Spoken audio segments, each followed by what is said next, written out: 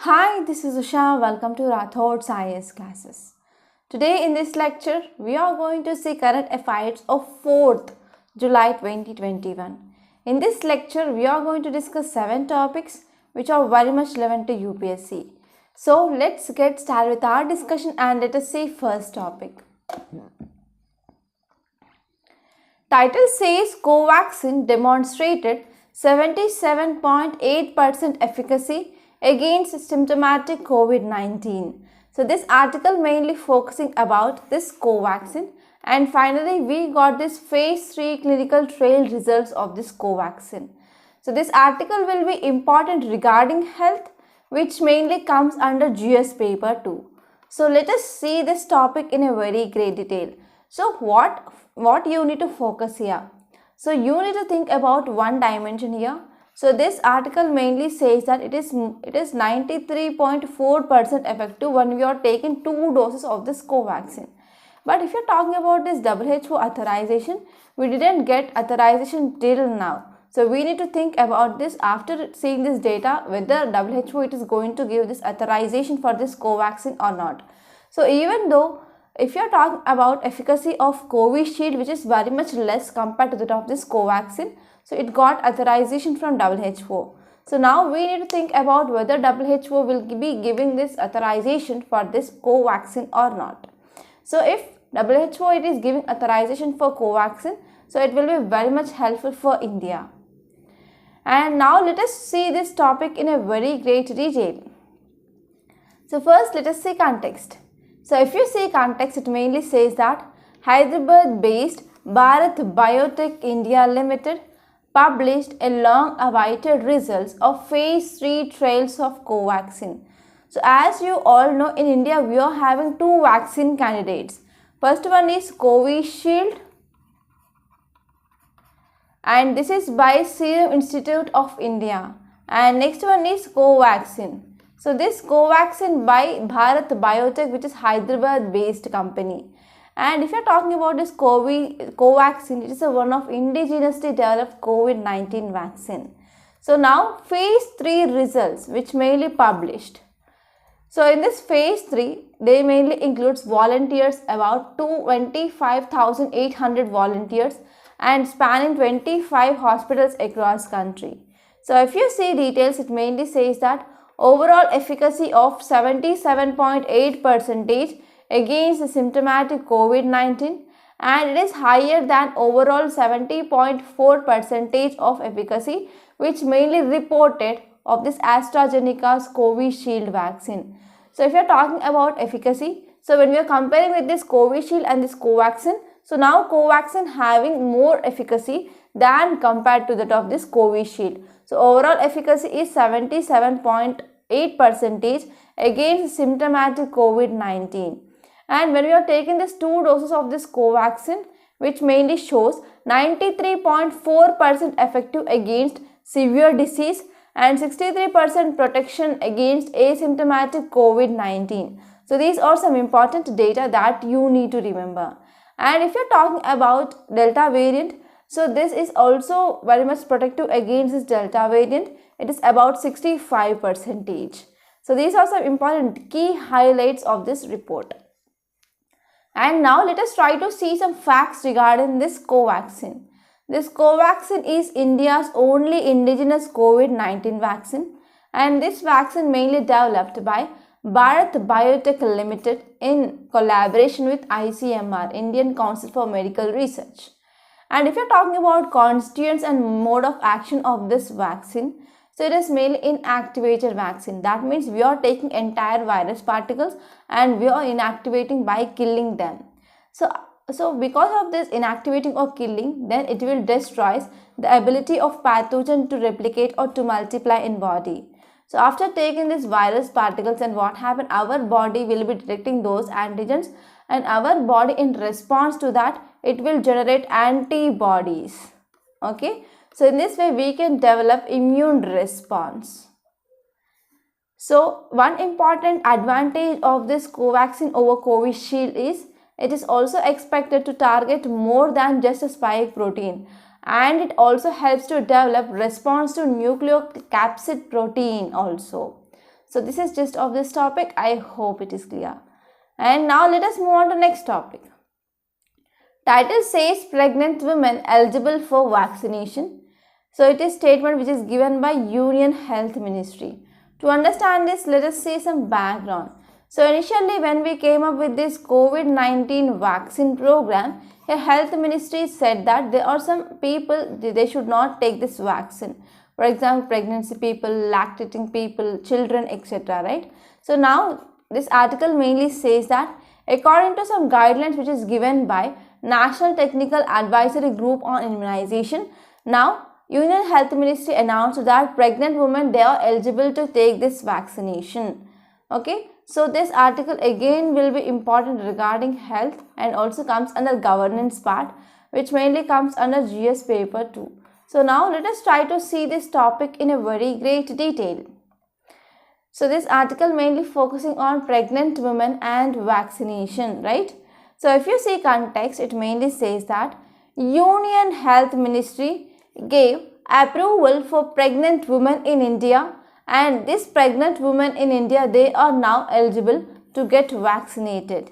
So according to recommendations of National Technical Advisory Group on Immunization. So recently this NTGAI, that is National Technical Advisory Group on Immunization, which mainly given some guidelines. So according to that recommendations, here Union Health Ministry gave approval for pregnant women in India, and these pregnant women in India, they are now eligible to get vaccine.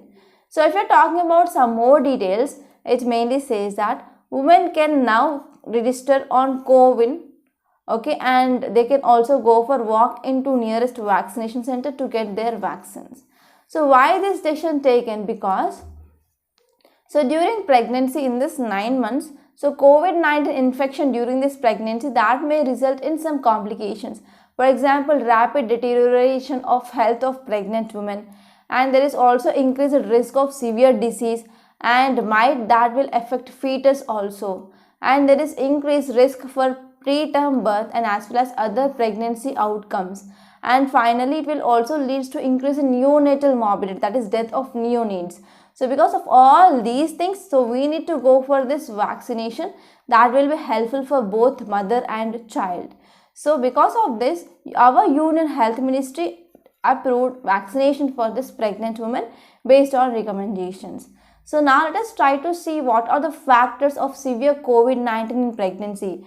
So in pregnancy, whenever pregnant women are mainly suffering with other pre-existing comorbidities like thyroid or hypertension, etc., and they are most vulnerable, and also because of high body mass index. So generally pregnant women in their third trimester or second trimester, they will start gaining their weight.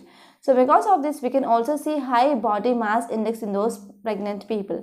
So because of this pre-existing comorbidities and as well as high body mass index, so those factors are mainly leading to severe disease in this COVID-19 in pregnancy.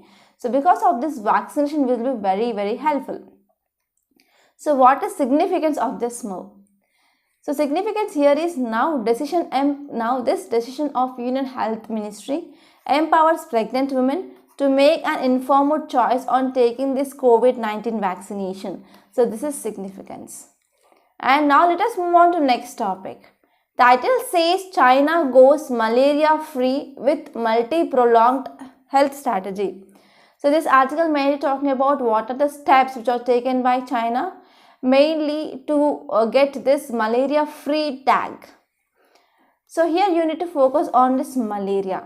So here in prelims you can expect question like malaria is caused by virus and it is caused by so and so mosquito bite. So and you will be asked like you need to identify correct statements or incorrect statement. Here it is not caused by virus at all. It is mainly caused by protozoa, okay, plasmodium. So now let us try to see this topic in a very great detail. So this topic will also important regarding GS paper 2 under health. So first let us see context. So if you see context, it mainly says that World Health Organization, that is WHO, declaring that China was malaria free, followed by a 7-decade-long multi-pronged health strategy. So after 7 decades of strategy which is mainly done by or which mainly undergone by China, now it got malaria free status or malaria free tag to China here. So if you're talking about some data, it mainly says that the number of malaria cases worldwide in 2019 is about 229 million according to World Malaria Report in 2020. So according to World Malaria Report in 2020, it mainly says that the number of malaria cases worldwide in 2019, they are about 229 million. So out of this 229 million, 4,09,000 people, they lost their life because of this mosquito-borne disease. And if you see in 2020 report, it mainly says that majority of cases are mainly reported in Africa. And if you are moving to India and as well as Southeast Asia, we are recording some significant drop in number of cases of malaria. So cases in India, they are approximately falling 20 million to 6 million according to 2020 report.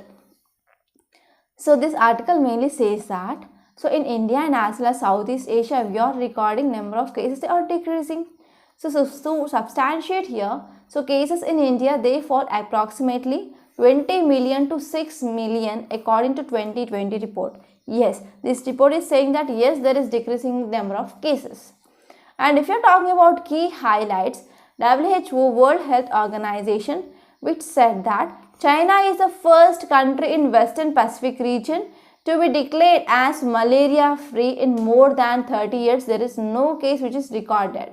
Okay, so because of this, China is the first country in Western Pacific region which declared as malaria free. Okay, and if you are talking about some other countries, they got this malaria free status includes Australia in 1981, Singapore 1982 and Brunei in 1987.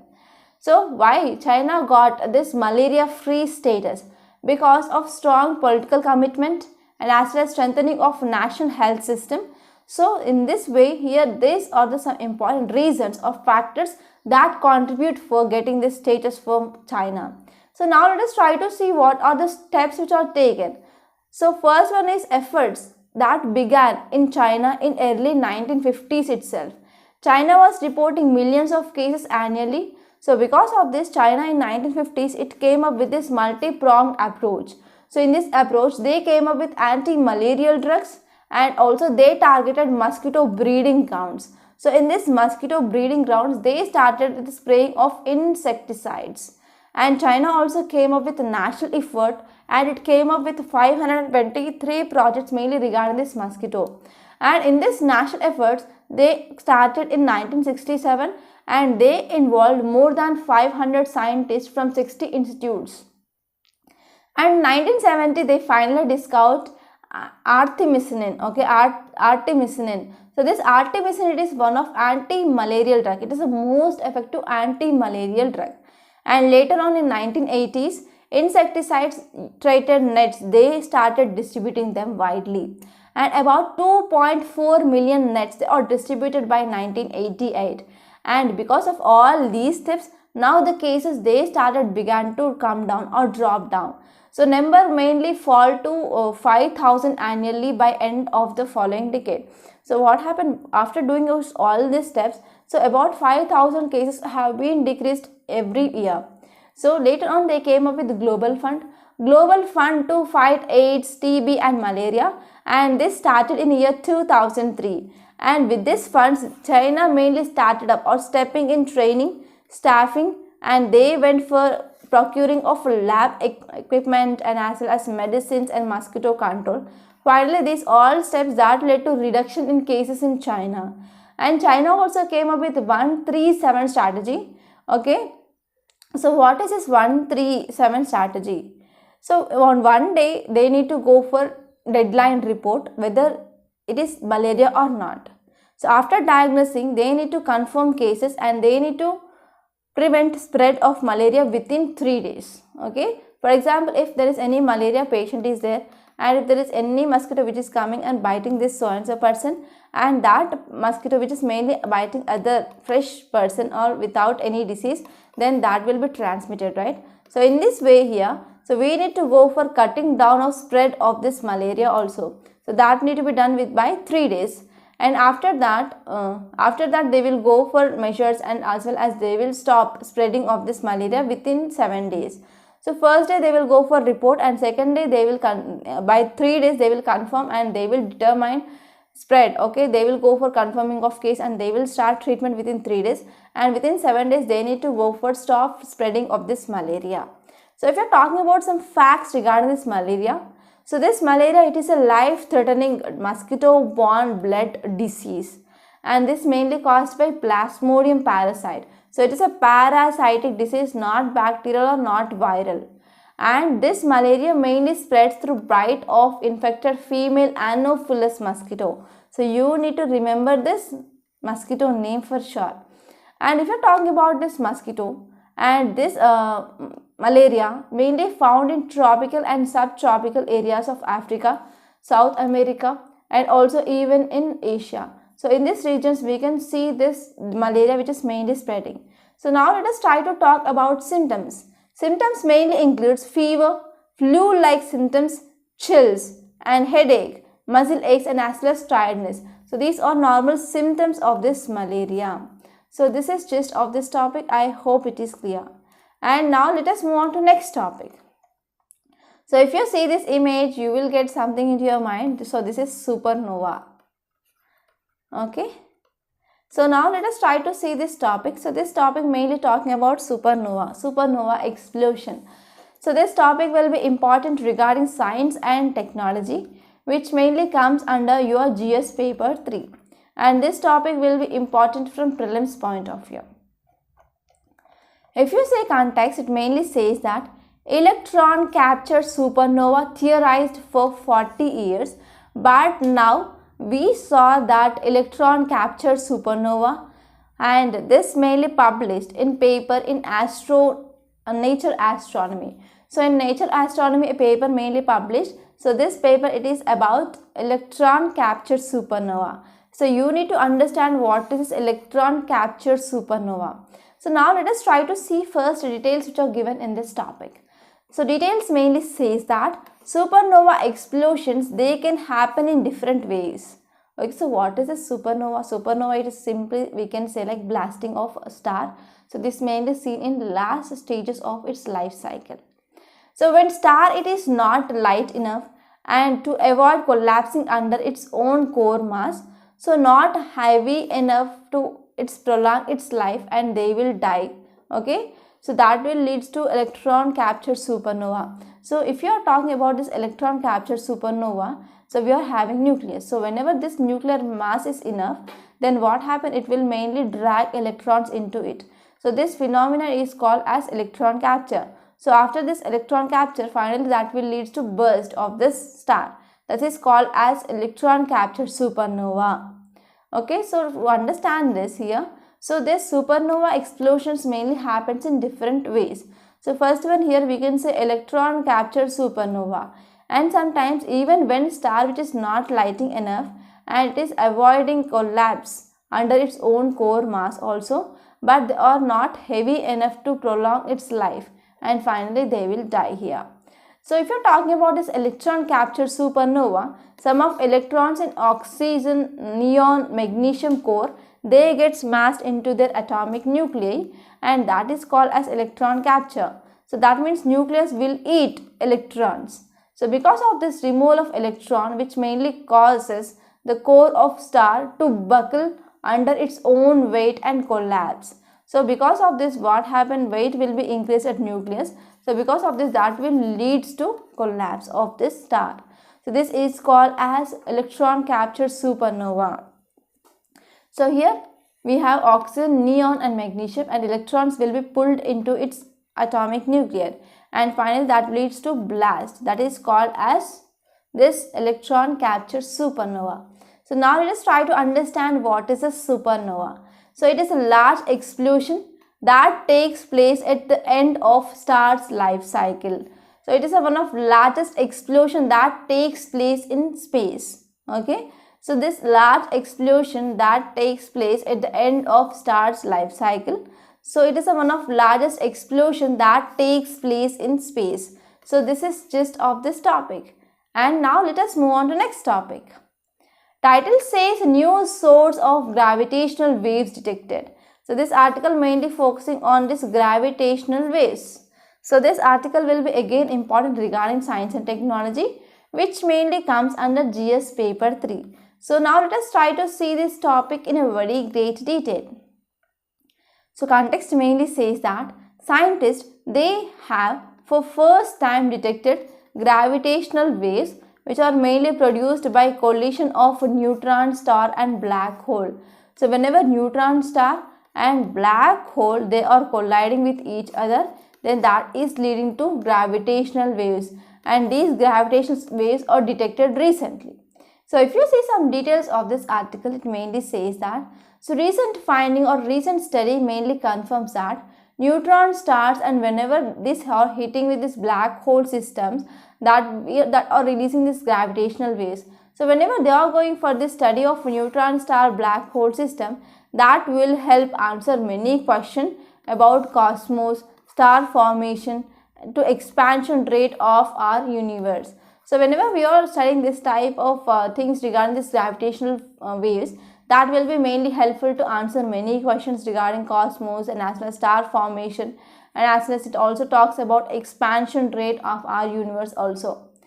And this article mainly says that whenever these two celestial bodies or celestial objects like black hole and as well as neutron stars, they are mainly hitting together, then that will be leading to this gravitational waves. So this phenomena mainly studied using global network of gravitational wave detectors, and these detectors are one of most sensitive scientific instruments that ever built. So in future, the team of this study group mainly hopes that they are going to detect cases where black hole learning apart from neutron star. So in this context, they are mainly going to observe and they are going to study further regarding these gravitational waves and as well as light, which are related to this neutron star. So this is just of this topic. And now let us move on to next topic. Title says time to tackle COVID-19 vaccine delivery bottlenecks. So this article mainly talking about vaccine hesitancy. Already we talked a number of times regarding this topic, but this article is giving some new insights into this vaccine hesitancy. So whatever the point we are going to discuss now, that you can use directly in your mains answer. So now let us try to see context first. So if you see data, it mainly says that by June 21st, 2021, India administered 8.6 million shots of COVID-19 vaccines.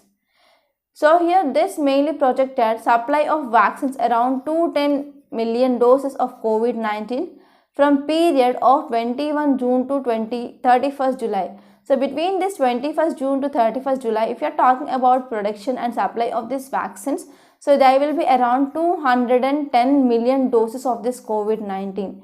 So in this context, because of this from supply side, there is increase in supply means India should able to administer at least 5 million shots per a day. But to achieve the stated targets of this vaccination jabs for entire adult population by end of 2021. So mainly when we want to achieve our target to vaccinate entire adult population by 2021, we need to start administering at least 5 million shots a day. Okay, so to achieve this target, at least 10 million jabs a day we need to provide. But if you're talking about challenges regarding this vaccination, so we are having two important challenges. First one is vaccine inequality, because this COVID-19 vaccination, they are not taken by slum dwellers, urban poor and as well as rural population. So why they are not coming out to take this vaccination? Because of supply side constraints. Even though if they go to hospital, if there is no proper supply of these vaccines, where this government officials they will come and they will give these vaccines. So first one is supply side aspects, and next one is most vaccination centers are in urban settings but not in rural or semi-rural. So it is also one cause of concern. And next one is we need prior mandatory and registration for this vaccine digital platform, that is COVID platform. So many urban poor or slum dwellers, they don't know about this, how to do. So because of all these things, now we are seeing vaccine inequality. And next important challenge here is vaccine hesitancy. So how to tackle this vaccine hesitancy? So first of all, let us see what is this vaccine hesitancy. So even though vaccines are available in market, people are not coming to take this vaccine. So this condition is called as a vaccine hesitancy. So how to tackle this? So we can tackle this vaccine hesitancy by timely and as well as transparent and effective communication strategy. So first let us talk about timely thing. So we need to analyze vaccine coverage data by every possible equity strategies. For example, urban areas, rich and poor, religions, deprivation status, and as well as tribal and other subgroups. So in this context, government need to use more granular data by equity stratifiers, and government need to develop appropriate strategies to scale vaccination coverage. And this one is government can also use some special mobile based vaccination sessions such that in rural areas and as well as tribal people and also urban dwellers or urban slum people, they will take these vaccines. And we need to generate some scientific evidence to understand this vaccine hesitancy, and government need to engage with the academic institutions to conduct primary research to understand the concerns of people. And this one is professional agencies with experience in social marketing. So we need to use those people and they should be engaged in developing vaccine communication campaigns. And this one is we can use frontline workers in rural areas and as well as urban slums and as well as tribal areas, mainly to create or generate awareness regarding this COVID-19 vaccine. And finally, we need to implement evidence-informed COVID-19 vaccine communication strategies. So these are some important key points which are discussed in this topic, and I hope it is clear. So now let us see next article. So before seeing next article, I want to make a small announcement on this platform. So if you want to clear UPSC 2022, we came up with one excellent, highly beneficial and also highly economical course, that is Current Affairs Package along with mains answer writing practice. So how this course will be useful? So one thing you need to remember here is before entering into examination hall, you need to know at least 1.5 year current affairs for sure, right? So why you need to focus on this current affairs? Because in prelims, mains and also even in interview, you can get questions from this current affairs. To answer those questions, you need to master current affairs. And next one is mains answer writing practice. Many students who are especially freshers or beginners, they ignore this mains answer writing practice. So because of this, even though if you clear prelims, you cannot clear mains without answer writing skills. So in this course, we are mainly focusing on how to improve your answer writing skills. And next important one is, if you join this course, we also conduct prelims test on every Sunday and we provide you video explanation part. So in this course which is mainly designed as per demand of UPSC. So I want to say one more thing. So apart from this course, we also launched Indian Geography course. If you are lagging that subject, you can take that. Okay, so further details of these courses are given in description box, so please visit that once. And if you want to talk to me directly, you can call to this number 8074765513. Okay, now let's come back and let us see next topic. Title says social structure differs in Asia and African elephants, find researchers. So this article mainly talking about Asian and African elephants social structure. So there are two important things which are mainly said in this topic, and you need to focus on some prelims based facts regarding this Asian and African elephants. So if you see context, it mainly says that African and Asian elephants, they occupy similar niche, but social structure it is different between these two African and also Asian elephant because of their habitats. So if you see some details, it mainly says that Asian elephants, they do not move in mixed groups consisting of males and females. Okay, so it is African, not Asian. So these African elephants, they do not move in mixed groups consist of males and females. Okay, so in this way, the study says that Asian elephants, they spend 12% of their time in all male groups as compared to that of African. So for example, if you see this is Asian. So Asian elephants, they mainly spend less time between males and females. Okay, so if males are moving, that group entirely will contains males, and if females are moving, only females will contains in that group. Okay, so here males mainly spend less time with females. So males will spend just 12% of their time with females here, okay. And if I comparing with that of African savanna elephants, they will spend 30 to 60% of their time with females. And next one is African savanna elephant population. So young males mainly prefer old males for social learning. But if I are talking about Asian elephants, young males, they will prefer females for social learning. So in this way, there are some important difference between Asian elephants and as well as African elephants in social structuring. So if you're talking about some facts regarding these Asian elephants, there are 3 subspecies in this Asian elephants. First one is Indian elephant, Sumatran and Sri Lankan. So if you're talking about global population of these Asian elephants, it mainly contributes about 20,000 to 48,000. And they are protected under Schedule 1 of Wildlife Protection Act of 1972, and they listed under endangered in IUCN Red List. In India, about 28,000 population of this Asian elephants are seen. Out of this, 25% they will be seen from Karnataka itself. And next one is African elephants. So in this African elephants, we are having 2 subspecies, that is savanna and as well as forest elephants. And global population mainly it includes about 40,000, not 4 lakh, 40,000 of global population of this African elephants are seen. And under IUCN Red List, they are listed under vulnerable. So this is important prelims fact. So recently these African elephants mainly died in Botswana. So we saw hundreds of elephants mainly died, okay. And next one is in India, we are having this centrally sponsored scheme, that is Project Elephant. So please let me know about this Project Elephant in comment box, because we discussed about this topic in number of times in our Hindu analysis. So this is just of this topic. I hope it is clear. By this we are concluding today. I hope you enjoyed this lecture. Please subscribe to my channel and don't forget to like, share and comment my videos. And don't forget to enroll to this current affairs package and Indian geography. Thank you so much.